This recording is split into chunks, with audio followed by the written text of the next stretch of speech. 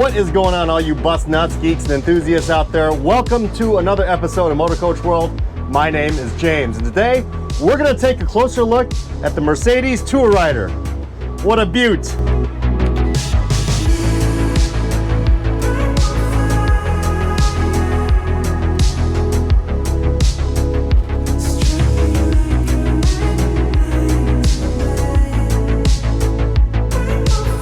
Hey, what is going on, all you bus nuts, geeks, and enthusiasts out there?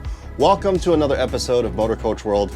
My name is James. Back in November of 2022, Mercedes-Benz invited me to go to Istanbul, Turkey to check out the production of the new Mercedes Tourrider. Well, fast forward 6 months and here I am, sitting in one of them smack dab in the cornfields of central Illinois in the parking lot of Peoria Charter Coach, which is the bus company that I work at. Now feel free to check out my time while I was in Istanbul, Turkey, where I got to test drive a Tourrider right off the assembly line at their enclosed bus test track. What an experience that was. I've never gotten to purposely drive as recklessly as possible with a motor coach, much less do it in Istanbul, Turkey. Well, I'm sitting in one of the 2 demo buses that Mercedes sent us. We've had them for about a month now, and some of our drivers, as well as myself, have taken the time to really get to know them. Now, I've gotten some really great feedback from some of our drivers that's been assigned to these Tourriders and have taken them all over the United States. I think this one just got back from DC. There are definitely some really cool new features on these beauties that everyone absolutely loves, and there are also some things that have made our drivers really cringe. I hate this. It is revolting. Now, if you're a driver that's about to go out on a trip in a Tourrider for the first time, I definitely recommend that you take some extra time to familiarize yourself with the dash and what all the buttons do before your trip, and definitely read the driver's manual. So today I'm going to go over the perks and the quirks of the all-new 2023 Mercedes-Benz Tourrider. The Mercedes Tourrider is 45 feet 8 inches long, or 13.9 meters. It has a width of 102 inches, or 2.6 meters. The premium version has a height of 12 feet 1 inch, or 3.7 meters, and the business version has a height of 11 feet 11 inches, or otherwise 3.6 meters. The Tourrider comes in a 56 passenger capacity configuration with the option of expanding to 60 passengers with reduced leg space. Both versions of the Tourrider are powered with a Mercedes-Benz OM471 engine, which is basically a European version of the North American Detroit DD13. The engine is an inline 6-cylinder engine with an output of 450 horsepower and a max torque of 1,550 foot-pounds. The transmission is an Allison WTB 500R with a retarder. Both trims comes with an active steerable tag axle, which allows this coach to have an impressive turning radius of 39 feet 11 inches. For a coach bus, I think that's a benchmark in North America. Now, correct me if I'm wrong on that. That's one heck of a tight turn radius, but definitely watch your tail swing because this thing has definitely got a big old booty. Now, I know that I just told you guys to make sure to read the driver's manual if you're about to drive one of these, and I still think that you definitely should if you own or operate one of these Tourriders. But one thing that I definitely noticed was that the driver's manual for both the premium and business models do not match the actual dash of either one of these buses on the actual demo buses we have here. There seems to be a lot of messing buttons and features, and I'm thinking maybe it's because these are demos. I'm not sure. I'll have to do a follow-up video on the Tourrider when we actually take delivery of ours. One of the first things many of our drivers have struggled with is how to open the rear engine door. I know that's one of the things that I struggled with when I first walked up to one of these Tourriders when they delivered them.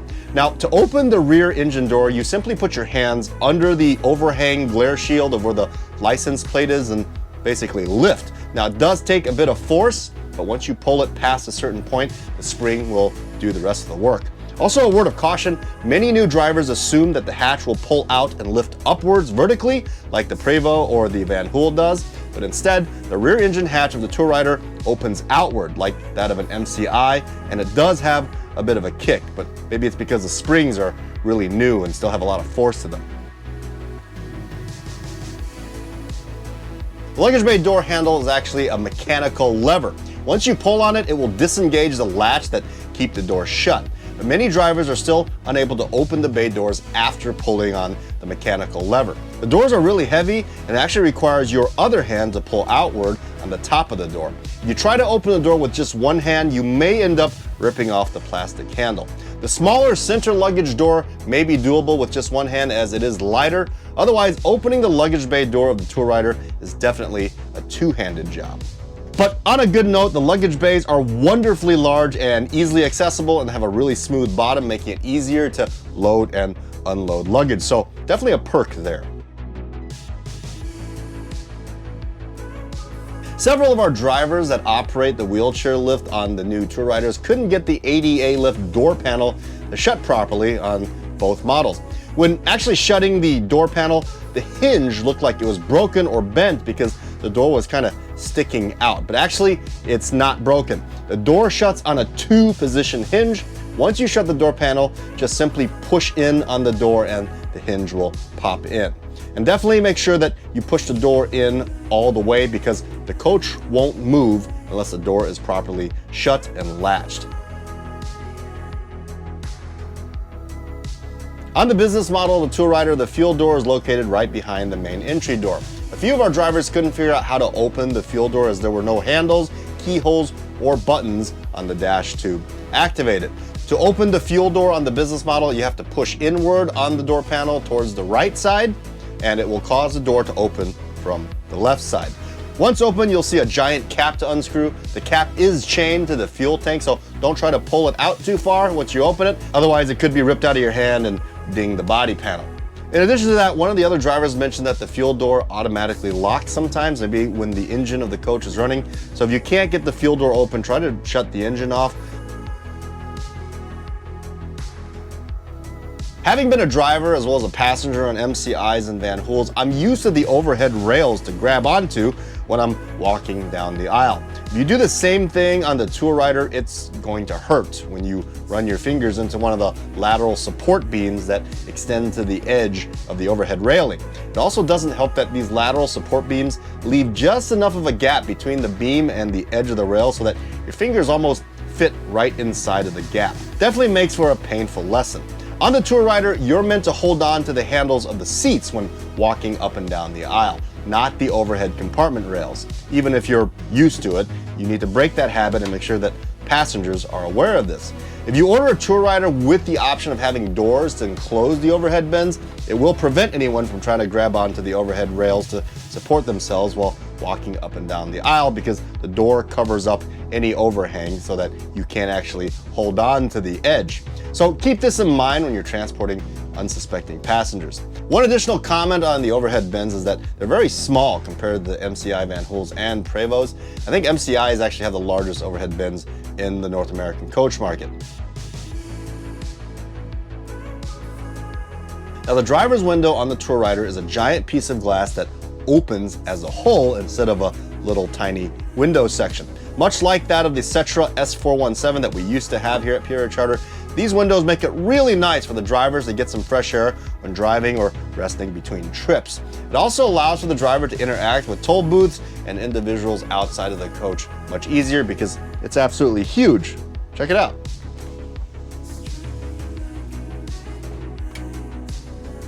Now, for those of you who have driven Setras and have used these windows, Setras had the problem of these windows not being able to properly shut after opening it while you're moving down the road. The windows were so large that the wind would bend them outward, not allowing them to fully retract into their groove, leaving the driver to either leave them open until he or she comes to a stop or deal with the horrible whistling noise that the gap between the window and the seal will create while you're driving down the road. Now don't worry, the Tourrider has fixed this problem and these driver's windows will shut properly whether you're at a stop or going 70 miles an hour down the road. On the premium version, the Tourrider offers a refrigerator built into the dash next to the entry door so that passengers and the drivers can store cool beverages and food while on the move. Now this is actually a brilliant idea that makes great use of otherwise wasted space. The cooler has a knob that's just underneath the panel door, allowing anyone to adjust the temperature. I believe if you buy a business model, you can request this as an option, but I don't think it comes with the business model. Only the premium model, it comes as standard. So definitely an awesome perk. Few drivers are having trouble finding out how to set the high idle on the Tourrider. Well, to do so, you first push in the button on the steering wheel that looks like two Polaroid pictures overlapping each other. This will activate an indicator on the dash showing you that you can now set your idle RPM. Then you use the up and down arrows on the left side of the steering wheel to control the RPMs. The high idle limits you to 900 RPMs and will not let you go above that. The backup camera monitor has many different view options. You can easily access them by touching the different selections on the camera screen. There's also a really nice top-down view on the camera, allowing the drivers a full 360 situational awareness. Definitely a huge perk there. Now, right off the bat, Mercedes has informed us that wireless mics are not available on Tourriders. Now, this is definitely going to upset a few tour guides that we work with, but the front passenger side seat does have a mic available. On the business model, it seems that the driver does not have access to a mic at all, even though there is a mic button on the dash to activate the missing mic. On the premium model, the mic is mounted to the driver's seat that can be pulled down into position via an adjustable arm, which is really neat. To use the mic, the driver has to select the mic button on the dash. Once the red light is illuminated, the mic will be hot. On the business model, however, the seat-mounted mic seems to be missing and the handheld mic doesn't seem to be present. Now guys, I absolutely love this feature. I can't count the number of times I've stepped off the coach to open the luggage bay doors for my passengers to find out that I forgot to unlock them. But when I turn around to unlock them from my dash panel, well, the steps are now occupied by the 50 passengers that are disembarking, and I have to wait for all of them to get off the coach before I can walk back up to the driver's area and unlock the bay doors. And at the same time, all of my passengers are waiting on me to get them their luggage. Well, some brilliant engineer at Mercedes put a luggage bay lock and unlock button right next to the entry door. Now I can simply reach around the door to unlock the luggage bay doors even while my passengers are boarding or disembarking. Thank you so much for doing this, Mercedes. Now, just like I mentioned earlier, the driver's manual doesn't seem to match the dash panel on the Mercedes Tourrider. There doesn't seem to be a luggage bay light switch on the dash. On the driver's manual, it does show that there should be a luggage bay light switch shown here on item number 7, but it's not there on either of the models. But even without the switch, at night the luggage bay light seems to illuminate by themselves. The luggage bay lights seem to activate based on daylight. One driver seems to think that the luggage bay lock button next to the door will turn the luggage bay lights on and off, but again, only if there is low daylight. On the side of the coach mounted to the roof rails are loading lights. They can illuminate the entire side area of your coach at night when your passengers are gathered around the side of the coach getting their luggage. Well, on the Tourriders, these loading lights sometimes do not turn on when you hit the switch on the dash. Sometimes they do. Maybe these are also light sensitive as well and there has to be low daylight. I'm not really sure. If anyone can shed some light on this, you see what I did there? Please let me know down in the comments below. Now, the dash panel does have an indicator that's supposed to show you which door panels are still open, but to the untrained eye, a new driver may not recognize this as the dash indicator uses a white colored door graphic to indicate that the door is not properly shut. The problem here is the white does not stand out enough from the already brightly colored coach bus graphic on the screen. So unless you know what you're looking for, an unsuspecting driver may never realize which door is not shut properly.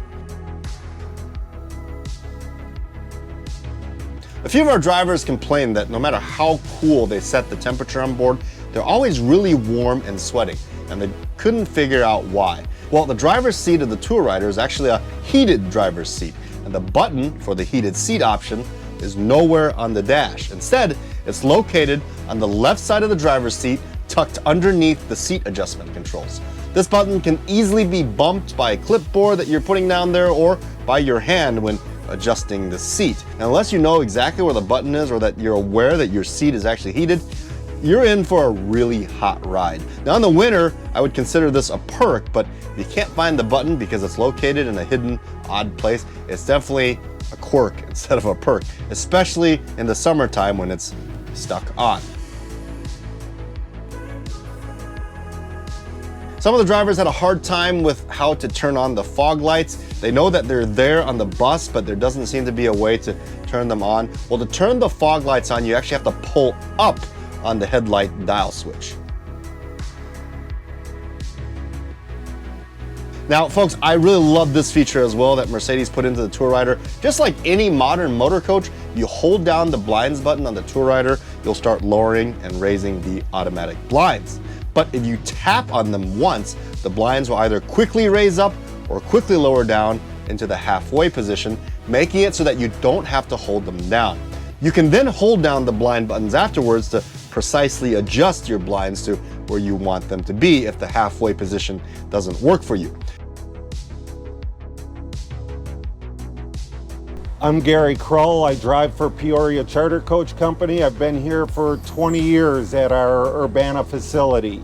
I've had the Mercedes Tourrider out a couple of times. I think this is my third time out in one. I like the bus. It has a very nice feel to it. It drives nice, very smooth ride. It's got kind of a soft brake pedal. It's computerized braking. Brakes are good, but it has a little bit of different feel to it from our other motor coaches. Good instrumentation. The instrument panels are all right here, easily reachable. Great camera system, gives you an overhead view all the way around the bus. Turn signals, you turn a turn signal on, you get that side of the bus, a view from that side of the bus. Parking brake release down here is a little bit different than, it's not a plunger type of device like our other buses. It's just an electronic touch and it releases, touch, and it sets up. Very nice, very smooth drive, very responsive. There's nothing that I don't like about it.